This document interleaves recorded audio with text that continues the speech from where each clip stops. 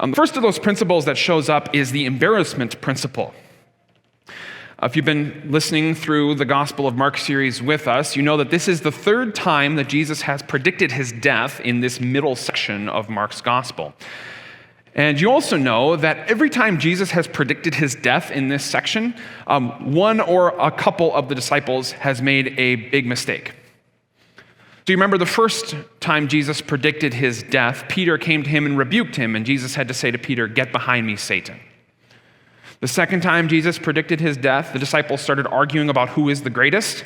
Jesus had to tell them that the first shall be last and the last shall be first. And now this third time, Jesus predicts his death, and then James and John come to him and say, "So can we sit on your right and on your left when you come in your glory?" There's a criticism against the Bible's authenticity that says that the Bible was not the recounting of real things that Jesus did, but it was a later creation of the apostles or the disciples, because when Jesus died, they realized that their sort of cash cow of celebrity and power and influence was dead. And so with Jesus dead, they said, well, how are we going to maintain our prestige in the community? I know what we'll do. We'll make up these legends about Jesus, about all these things that he did, and then everyone will listen to us. This is one of the criticisms against the Bible. But the embarrassment principle actually stands in the face of that. Because think about it, if you're Peter or James or John, you're the most influential people in the early Christian church, and you tell people, go look at this book about Jesus so that you'll follow us, and that book contains a whole bunch of dumb things that you've done, are you building yourself up to be a good leader?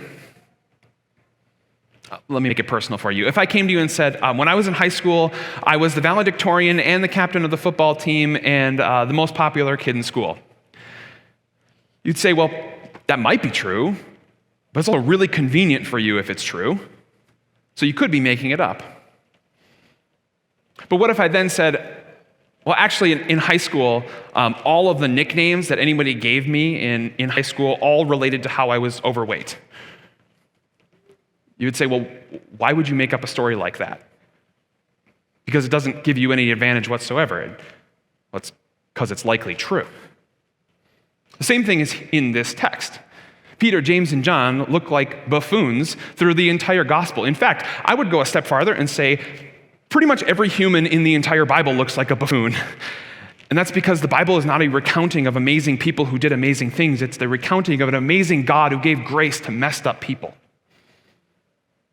And it also shows that these guys were not trying to build up prestige or power or influence for themselves, but they were recounting something that was so amazing that they needed other people to know about it, even if it made them look bad.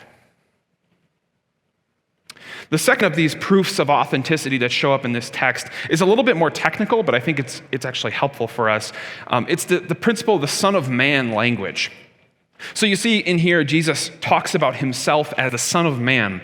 And that's a term that's pulled from the book of Daniel, in the Old Testament, prophesying the Messiah. And so Jesus is asserting his messiahship with this term, Son of Man. The interesting thing about the phrase, though, is that while Jesus uses it quite a bit in his ministry, the early church fathers for the first couple centuries of Christianity after Jesus was on earth didn't really use the term. They used all sorts of other terms for Jesus Christ, Savior, Messiah, all these things, but they didn't use the term Son of Man. Now, there's a criticism against the Bible that the Bible was not written within 50 or 100 years of the events of Jesus' life, but that it was written hundreds of years later, that these legends developed over time, and somewhere in the 3rd or 4th century, the church codified what the Bible is so that they could have political power over people. Here's the problem with that. You would expect if a document was created in the 2nd, 3rd, or 4th century that the language would match that of the church of that time. But the church of the 2nd, 3rd, and 4th century was not using the term Son of Man, and yet it shows up multiple times in the Gospels. Why would they use completely different language if they were writing it 200 or 300 years later? Because they didn't write it 200 or 300 years later.